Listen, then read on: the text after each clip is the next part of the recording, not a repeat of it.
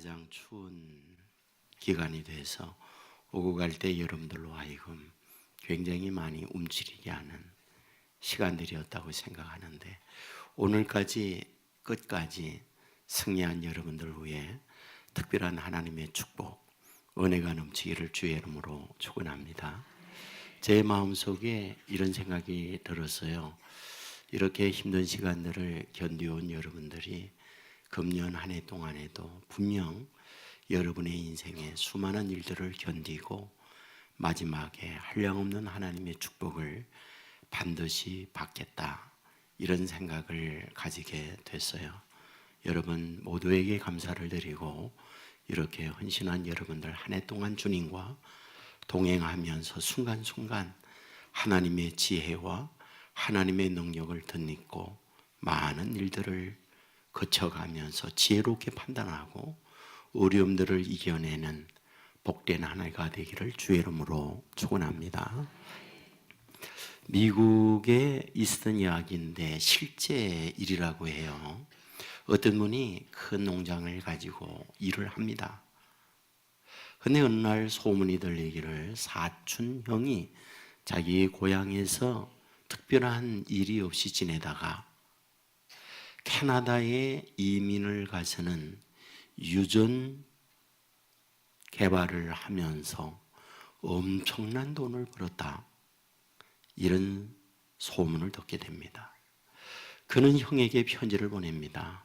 형, 나도 고향을 떠나서 그곳에 가서 형이 하는 일을 도우면서 새로운 인생을 살고 싶습니다.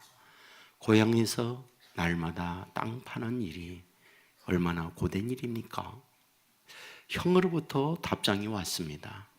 내 일은 특별한 전공을 가지고 있어야 돼. 유전공학의 전공자가 아니면 내 일에 걸림돌이 된다.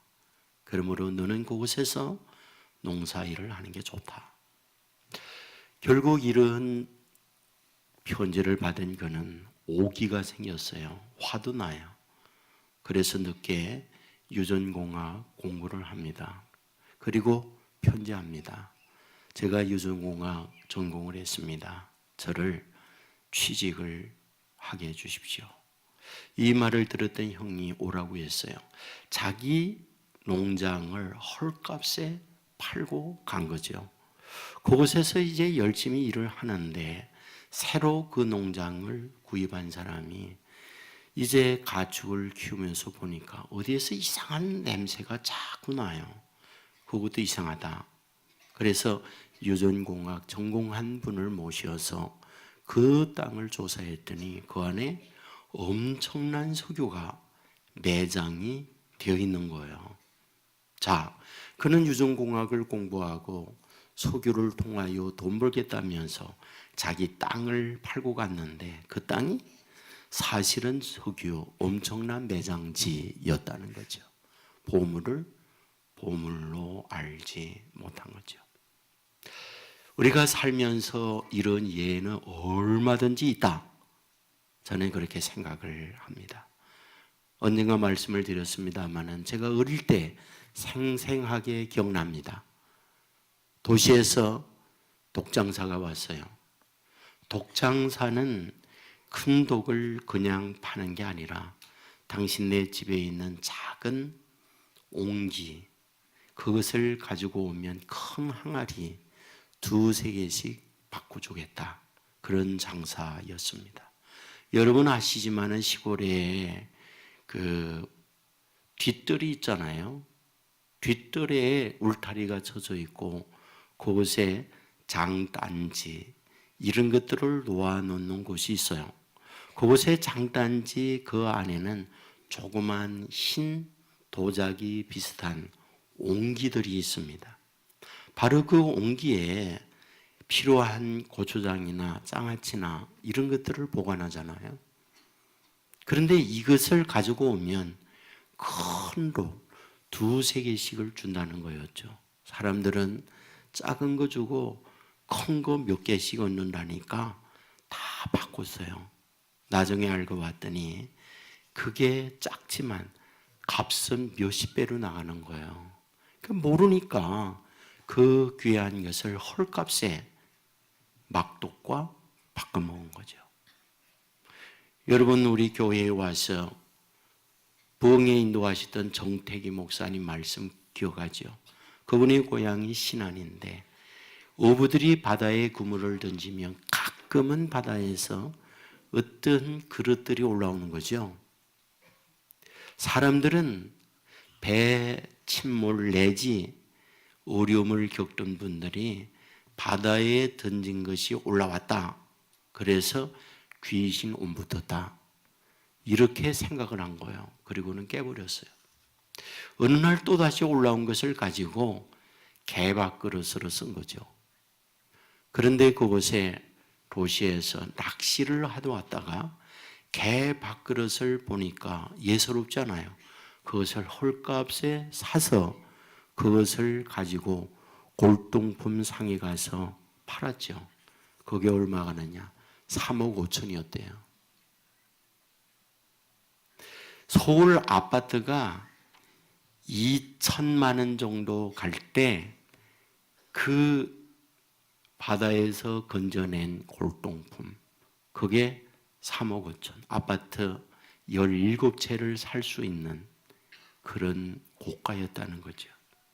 우리가 진주를 진주로 모르면 개에게 던지는 거예요. 여러분, 오늘 본문은 이 부분을 말하고 있는 거거든요.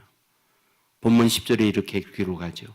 그가 세상에 계셨으며 세상은 그로 말미암아 지은 바 되었으되 세상이 그를 알지 못하였고. 여기 말하는 그가 예수님을 말씀하죠. 그런데 예수님은 어떤 분이냐? 세상이 그로 말미암아 지은 바 되었다. 창조주다. 그런 말이죠. 세상을 만드신 창조주가 세상에 와서 그들과 함께 거하였지만 세상은 그를 알지 못하였다. 보배로운 진주를 몰랐다. 모르는 정도가 아니라 11절에 자기 땅에 오며 자기 백성이 영접하지 아니하였다. 자기가 자기 땅에 왔는데 영접하지 않았어요. 영접하지 않을 정도가 아니고 배척했어요. 우리는 여기에서 어떤 부분을 발견합니까? 예수님이 세상에 왔는데 세상은 그를 알지 못했다. 정말 몰랐을까요? 정말 몰랐을까요? 알았어요. 어떻게 알았습니까? 나사렛 예수인 걸 알았어요. 어떻게 알았습니까? 아버지 요셉, 어머니 마리아, 아버지 목수, 그도 아버지 따라 목수하는 일, 그리고 그의 동생들 야고보, 요셉, 시몬, 그리고 유다, 그들의 가족사항을 다 알았어요. 그렇지만 그건 알았지만 보물인 것을 몰랐어요. 그분이 생명이요 진리라고 하는 사실을 몰랐어요. 아세요? 지금도 그럴 수 있다고 하는 것. 예수합니다. 어떻게 합니까? 4대 성인으로 알죠. 예수합니다. 어떻게 합니까? 유대의 사람이고 기독교의 창시자라고 사람들은 알고 있는 거죠. 자, 오늘 우리에게 말씀하려고 하는 게 있어요. 예수님이 자기 땅에 옵니다. 그러나 자기 백성은 영접지 않아요. 왜? 그를 모르기 때문에. 성경은 그분을 어떻게 말하고 있느냐? 창조주라는 겁니다. 창조주만이 아니라 섭리하시는 분이라는 거죠. 섭리가 무엇입니까? 다스리는 분이에요. 다스림의 범위가 뭡니까? 산사화복이 그분 안에 있다. 이 말씀이에요. 나라의 흥망성쇠, 경제의 부흥과 몰락, 한 사람의 성공과 실패, 건강과 질병, 이 모든 것이 예수님 안에 있다. 이것을 성경은 우리에게 말씀해 주고 있다는 거죠. 바로 그런 예수님에 대하여 세상은 모른다. 세상은 그런 주님이 이 땅에 오셨지만 그를 배척하고 그를 무시했다. 이것이 오늘 본문에서 우리에게 말씀하고 있는 내용이죠. 그런데 우리에게 뭐라고 부탁합니까? 12절에 너무나 잘 아는 말씀, 영접하는 자, 곧 그 이름을 믿는 자들에게는 하나님의 자녀가 되는 권세를 주신다. 이렇게 말씀하셨어요. 여러분, 이것은 놀라운 우리를 향한 비밀이잖아요. 예수님이 오셨는데 그분은 세상을 만드신 분이에요. 만드신 것으로 끝나지 아니하고 섭리하시는, 다스리는 분이에요. 그런데 그분의 아들, 딸이 되는 길이 있다. 이렇게 말해줘요. 아들, 딸을 되는 길이 무엇이냐? 영접하는 자, 곧 그 이름을 믿는 자들에게는 하나님의 자녀가 되는 권세를 주신다. 이것을 우리에게 말씀하고 있어요. 여러분들, 드라마에 출생의 비밀이 빠지면 심심하잖아요. 거의 많은 경우 레파토리에 출생의 비밀이 다 들어가잖아요. 출생의 비밀엔 레파토리 정해져 있어요. 재벌이라든지 권세 높은 사람의 아들, 딸인데 바닥에서 사는 거예요. 고아원에 산다든지, 가장 못된 집안에서 멸시천대를 받으면서 짓밟히면서 고통당하면서 눈물을 흘리면서 스스로의 삶을 마감할까 이런 생각을 하면서 살아가는 거잖아요. 스토리가 어떻게 돼요? 그래서 짠하고 내가 재벌의 아들이다, 재벌의 딸이다 되는 거잖아요. 그러면 끝나는 거잖아요. 여러분, 오늘 우리에게 뭘 말씀하고 있습니까? 내가 비록 너희의 아버지 어머님의 아들, 딸이지만은 우주 만물을 만드신 왕을 세우기도 하고 끌어내기도 하는, 그리고 모든 세상에 좋은 것을 주기도 하고 가져가기도 하시는 그런 아버지 하나님, 그분의 아들, 딸이 되는 길이 있다. 그것은 영접하는 자, 그 이름을 믿는 자들에게는 하나님의 자녀가 되는 권세를 주신다. 믿으시기를 주의 이름으로 축원합니다. 여러분, 바닥에서 제일 높은 곳으로 올라간다. 종에서 왕이 된다. 가난방에서 부요자가 된다. 밀만작에서 지혜자가 되어진다. 땅에서 하늘의 사람이 되어진다. 이것을 말씀하고 있다는 것. 믿으시기를 주의 이름으로 축원합니다. 저하고 정말 가까이 지내는 친구 목사님이 계세요. 이분이 성이 신입니다. 그래서 신목사님 그러는데 어느 날 제게 전화 왔어요. 목사, 내가 박 목사가 됐어. 이번에는 박 목사라고 불러줘 이제부터. 이렇게 얘기해요. 아니, 뜬금없이 어찌 신에서 박으로 바뀝니까? 신보다 박이 더 좋은가요? 이렇게 여쭈었더니 자기 인생 스토리를 얘기하는 거예요. 자기 아버지는 실제 파일럿이었는데 6.25 전쟁 때 참전했어요. 그런데 비행기 추락과 함께 전사했어요. 근데 자기는 그때 어머니 태중에 배에 있었대요. 그러니까 유복자로 태어난 거예요. 아버지 없이. 근데 이 어머님이 제가했어요. 누구한테? 신간애로. 그래가지고 태어나면서 자기 이름이 신씨로 그냥 받았어요. 그래서 신씨로 오래 그냥 살다가 그 아버지가 세상 떠났어요. 그랬더니 어머니 하는 말, 이제 내 본래 성으로 찾아가라. 그래가지고 그 어머님이 신에서 밖으로 바꿔줬어요. 그런데 놀라운 일이 있는 거예요. 신에서 밖으로 빡 바뀌어지니까 뭐가 됐느냐? 국가 유공자가 된 거예요. 유공자. 그런데 이게 보통 유공자가 아니고 비행사의 아들이 되다 보니까 이에 따른 국가의 연금이 상당히 나오는 거예요. 매달 나와. 정말 목사님 좋아하는 거예요. 그런데 그보다 그 아들, 딸들, 유공자 자녀들에 대해 가지고 대학 다 공짜로 보내주더라고. 이렇게 바뀌니까. 그냥 똑같은 본인인데 그냥 성만 바꿨거든.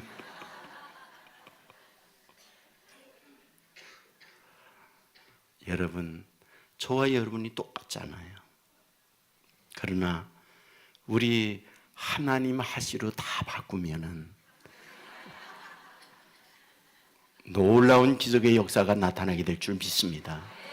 오늘 본문은 이것을 우리에게 말씀해 주는 거거든요. 예수님이 왔어요. 세상을 알지 못해요. 그분이 창조자라고 말해요. 섭리하는 분이래요. 그런데 우리에게 부탁하는 거죠. 영접해라. 영접하면 하나님의 자녀가 되는 권세를 받는다. 여러분, 이러한 축복의 은혜가 저와 여러분 가운데 임하기를 주의 이름으로 축원합니다. 영접함으로 하나님의 자녀가 되는 권세 믿으시기를 주의 이름으로 축원합니다. 자, 그런데 여기서 아주 우리에게 힘이 오는 말씀을 하고 있어요. 그게 13절이에요. 이는 혈통으로 육종으로나 사람의 뜻으로 나지 아니하고 오직 하나님께로 난 자들이니라. 자, 잘 보세요. 이는 혈통으로나 육종으로 나지 아니했어요. 사람의 뜻으로 나지 아니하고 오직 하나님께로 난 자들이라. 이렇게 말씀을 하고 있어요. 무슨 뜻이죠? 내가 예수를 믿었습니다. 그래서 하나님의 자녀가 되었습니다. 그런데 그것을 성경은 뭐라고 말하느냐?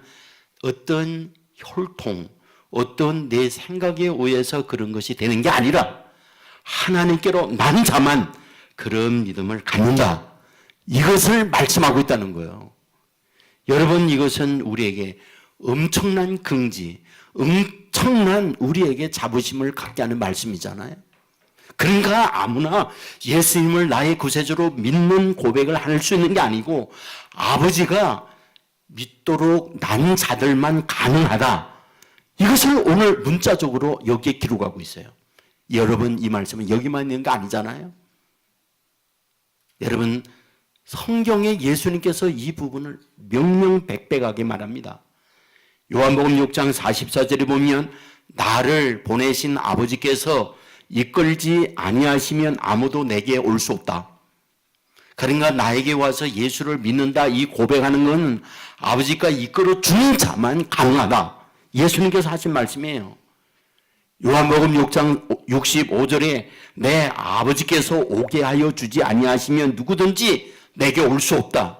예수님을 믿겠습니다. 주님을 믿습니다. 이 고백한다. 이 말은 아버지가 오게 해 주었기 때문에 그게 가능하다. 이렇게 말씀을 해요. 여러분, 예수님께서 마태복음 16장에서 자신에 대한 여론에 대한 조사한 거 아시잖아요. 사람들이 나를 누구라고 하느냐? 당시 예수님에 대한 사람들의 여론을 제자들이 말해줍니다. 어떤 분은 예레미야라고 합니다. 어떤 분은 엘리야라고 합니다. 어떤 분은 세례 요한이라고 합니다. 어떤 분은 선지자 중에 하나라고 합니다. 그래, 그렇다면 너희들은 나를 누구라고 하느냐?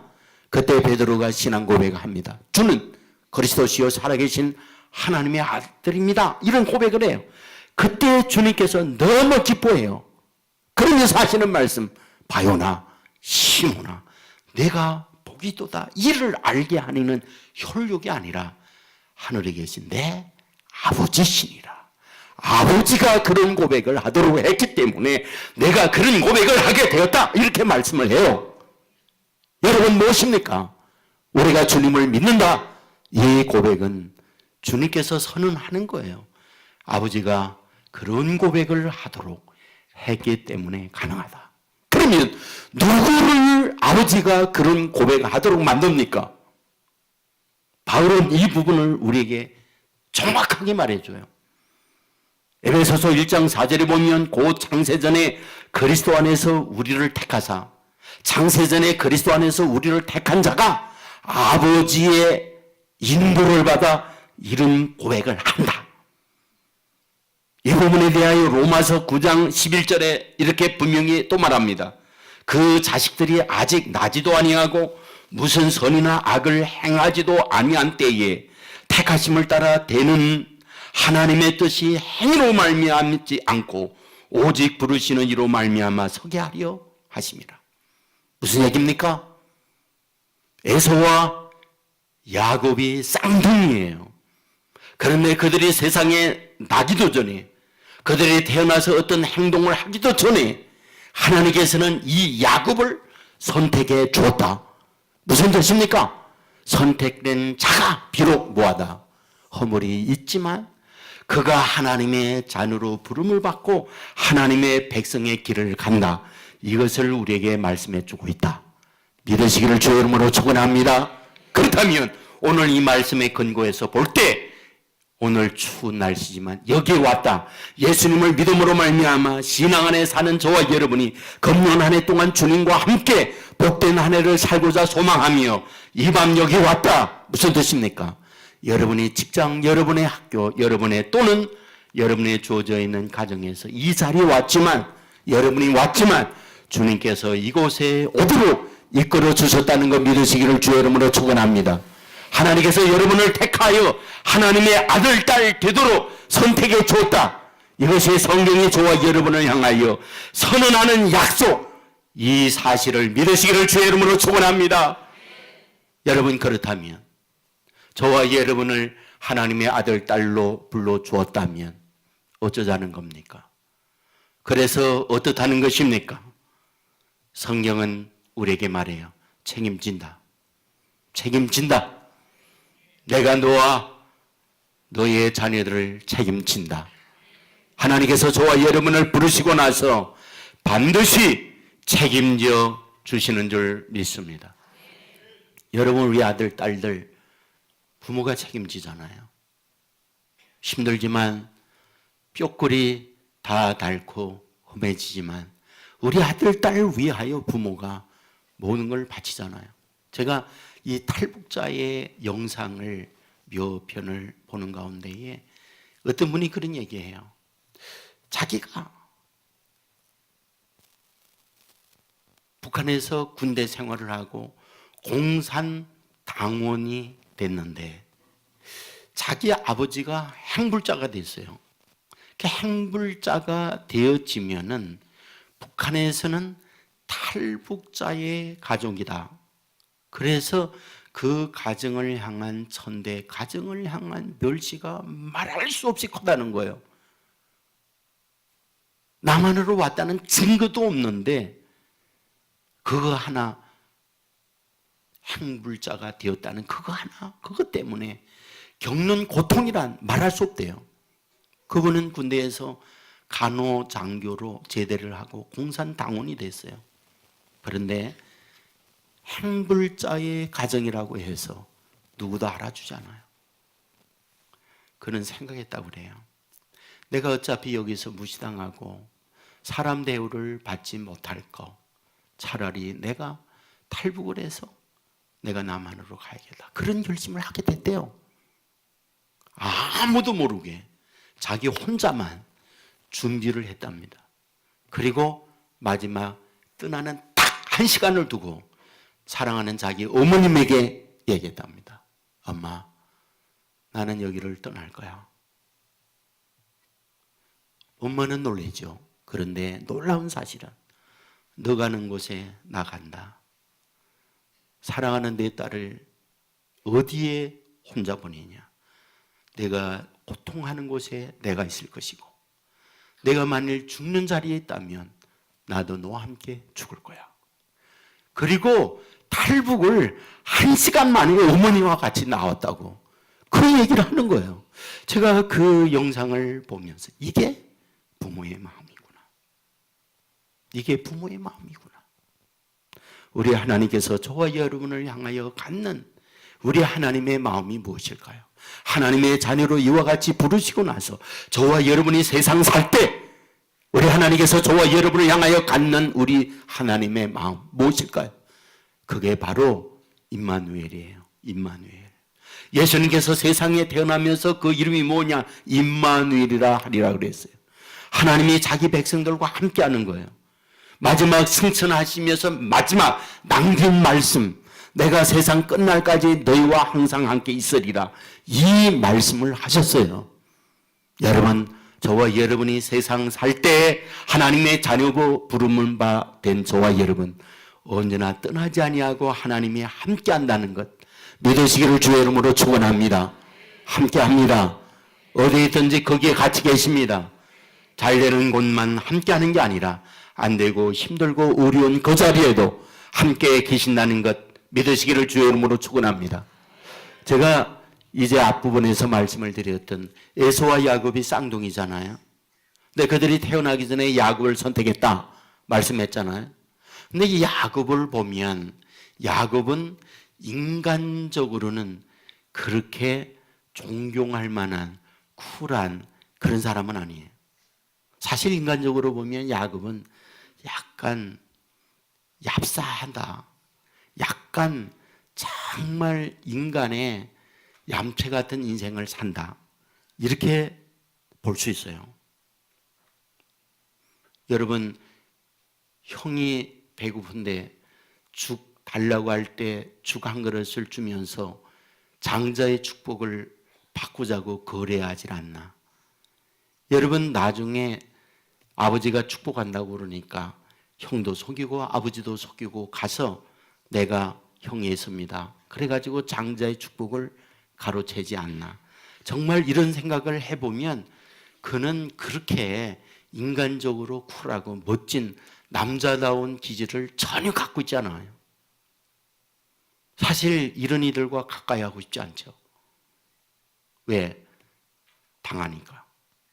자, 그런데 참 말씀을 제가 보면서 어떻게 하나님은 이럴까 하는 생각을 한 게 있어요. 알다시피 도망자가 되잖아요. 그의 고향이 부엘세바입니다. 종일 도망간 곳이 베들이에요. 그 거리가 64km입니다.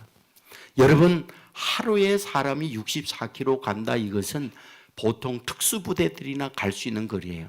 이게 보통 거리가 아니에요. 굉장히 먼 거리예요. 그런데 어떻게 하루에 거기에 갈 수 있을까? 그가 얼마나 긴박한가, 얼마나 위험에 도사리면서 떨고 있는가, 이것을 단적으로 보여주는 거예요. 거의 뛰다시피 헉헉거리면서 뛴 거예요. 왜? 자기를 죽이려고 형이 죽이게 오니까. 베델에 도착해서 돌을 벽에 하고 눕자마자 코를 골았어요. 그런데 어떤 일이 벌어져요? 하늘에서 사닥다리가 내려오는데 하나님의 천군 천사가 오르락 내리락 해요. 그리고 하늘로부터 하나님의 음성이 들려왔잖아요. 내가 너와 함께 있어. 내가 어디로 가든지 너를 지키며 너를 이끌어 이 땅으로 돌아오게 할지라. 자, 보세요. 인간적으로 그렇게 사랑을 받을 만한 게 못 돼요. 그런데 하나님은 도망자가 된 그에게 나타나서요. 그리고 하는 말씀, 내가 너와 함께 할게. 내가 어디를 가든지 내가 너와 동행할게. 너를 지켜줄게. 그리고 반드시 너에게 복 줄게. 그 말씀을 합니다. 여러분, 이 부분을 한번 생각해 보세요. 왜 이랬을까? 사람의 생각하고는 하나님의 생각이 다르잖아요. 왜 그랬을까? 여러분, 생각해 보세요. 왜 그랬을까? 단 하나예요. 야곱이 선택된 자녀라는 거예요. 비록 호물이 있지만, 비록 비교역 속에서 뒤진 것이 있을 수 있지만, 단 하나, 자녀라는 거예요. 택한 자라는 거예요. 이에 대하여 하나님은 책임지고 있다는 걸 보여주는 겁니다. 여러분, 그가 깼을 때 그가 고백이 뭔지 아십니까? 하나님, 여기도 하나님이 계시네요. 이게 야곱이 거기에서 고백한 말이에요. 무슨 말입니까? 하나님은 자기 울타리, 자기 집안에 있는 분인 줄 알았지. 도망자가 되어서 힘들게 도망치는 여기까지 하나님이 계시리라고 자기는 생각 못했어요. 그런데 하나님은 그를 추격해 온 거죠. 그와 함께 온 거죠. 그 자리에 하나님이 함께 계셨던 거죠. 왜? 그가 하나님의 자녀였으니까. 왜? 그가 하나님의 택한 백성이었으니까. 여러분, 하나님의 자녀로 부름을 받은 저와 여러분 금년 한 해 동안 이와 같이 어디를 가든지 추격하며 동행하고 저와 함께 한다는 거 믿으시기를 주의 이름으로 축원합니다.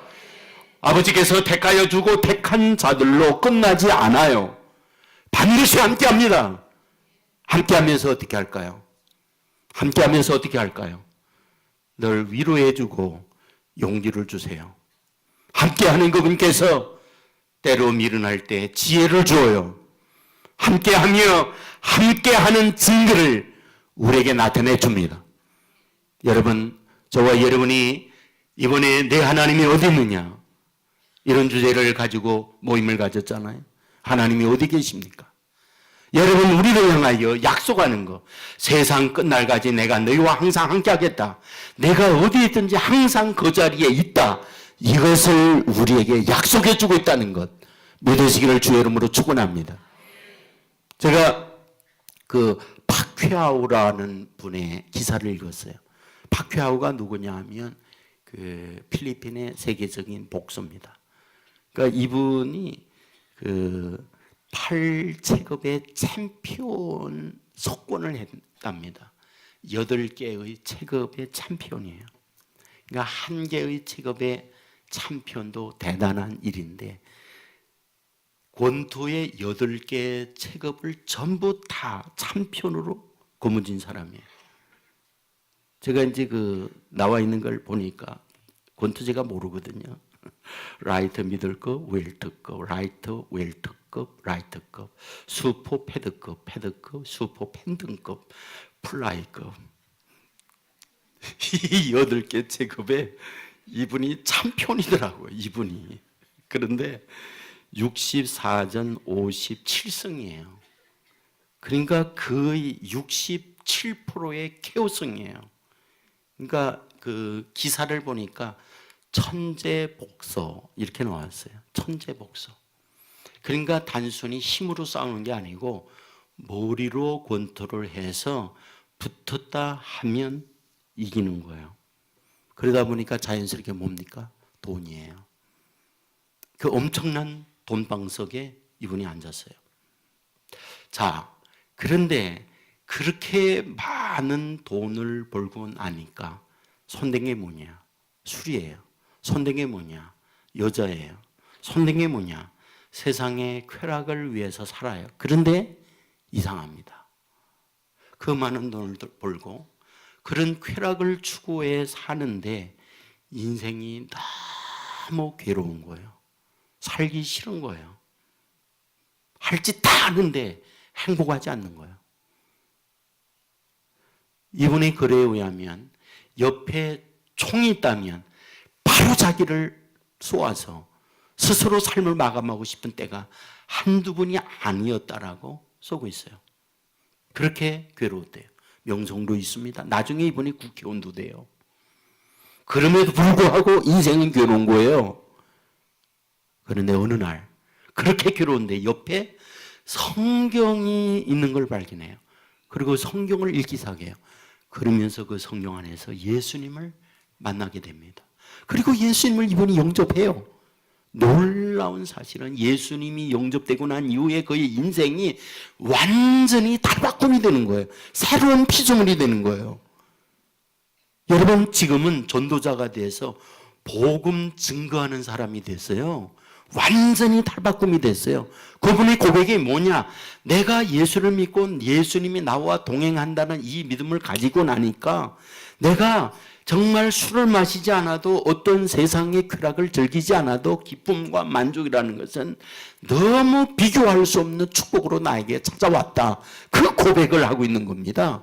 여러분, 정말 주님께서 나와 함께하는 이 확신적 믿음을 가지고 내 안에 주님이 계시다, 이 믿음을 가지고 산다고 한다면 동행하는 주님께서 매 순간 저와 여러분에게 이런 은혜, 이 축복 주신다는 것 믿으시기를 주의 이름으로 축원합니다. 그런데 결론적 매우 중요한 부분이 있어요. 매우 중요한 게 뭐냐? 나와 동행하는 그분이 어떤 산신령과 같이 내 옆에서 너와 함께 다니는 거 배지, 이렇게 하면 좋은데 안 보이는 거예요. 내가 하나님의 자녀고 나와 동행한다고 하는데 내 안에 언제나 공허해요. 하나님이 함께하는 이거를 못 느끼는 거예요. 여전히 혼자고 여전히 힘든 거예요. 이거 어떻게 됩니까? 우리를 향하여 우리 주님은 창조자다. 그리고 그분이 우리와 함께한다. 믿는다고 한다면 믿는 그들과 동행한다. 책임진다. 이와 같은 약속을 하고 있지만 실제 나 삶에 있어서는 현실에 돌아보면 언제나 나 혼자예요. 난 힘들어요. 성경은 우리에게 그렇게 말씀하고 있지만 내 삶의 현실은 늘 혼자인 거예요. 어떻게 됩니까? 어떻게 됩니까? 그래서 성경은 너무 중요한 부탁을 우리에게 해요. 믿음이 없이는 하나님을 기쁘게 못한다. 믿음이 없이는 하나님을 기쁘게 못한다. 그것을 그냥 믿는 거라는 거야. 받아들이라는 거야. 이렇게 우리에게 말씀했으면 그것을 그대로 믿고 하나님이 내 안에 거한다. 이 사실을 인정하고 가라는 거예요. 다만 내가 모르는 것뿐이지, 내가 깨닫지 못하는 것뿐이지, 여전히 주님은 너와 함께 한다는 걸 믿으라고 우리에게 가르쳐줘요. 내가 느끼지 못한다고 너와 함께 하지 않는 게 아니라는 거예요. 다만 함께하는 그분을 내가 모르는 것뿐이니 그냥 믿으라는 거예요. 놀라운 게 뭡니까? 믿으면 믿는 대로 된다는 거예요. 믿으면 그 믿음의 역사가 일어나고 함께하는 기적을 내가 본다고 우리에게 말씀해 주고 있습니다. 그러므로 하나님의 백성된 저와 여러분, 우리에게 주신 그 말씀을 아멘으로 믿고 믿음으로 나와 함께한다. 금년 한 해 동안 이 믿음을 잃지 아니하고 주님 나와 함께함을 믿어요. 내 안에 주님이 계심을 믿어요. 날마다 입으로 고백하고 이 사실을 인정하고 믿음으로 한 걸음 한 걸음 나아갈 때 나와 함께하는 그분이 저와 동행하면서 때로 힘든 길이 있죠. 나와 함께하는 그분이 힘든 길을 동행하면서 그 힘든 길을 통과하도록 만들어 주실 줄 믿습니다. 난관이 있죠. 나와 함께하는 주님에 대한 믿음을 갖고 가면 난관을 넉넉히 극복하고 나가는 지혜를 주님으로부터 얻게 되는 줄 믿습니다. 피할 수 없는 어려움이 있죠. 그런데 그 피할 수 없는 문제를 주님과 함께 있다 나가게 되면 주님께서 피할 길을 내시고 또한 피하지 못하면 넉넉히 그 어려움을 견디어 통과하도록 만들어준다는 거 믿으시기를 주의 이름으로 축원합니다. 이 믿음으로 금년 한 해 동안 나와 함께 하시는 주님, 이분에 대한 확신을 가지고 하나님이 이렇게 계시는구나, 하나님이 이렇게 나와 동행하시는구나, 하나님은 구말리 창천에 계시는 분이 아니라 나의 삶의 매 순간 역사하시고 가르쳐주시고 깨우쳐주시고 함께 동행하는 분이로구나. 이런 고백이 저와 여러분에게 계속되기를 주의 이름으로 축원합니다. 그리하여 믿는 대로 되는 역사가 금년 한 해 동안 저와 여러분 가운데 넘쳐나는 복된 한 해가 되기를 주의 이름으로 축원합니다. 모두 자리에 일어나겠습니다.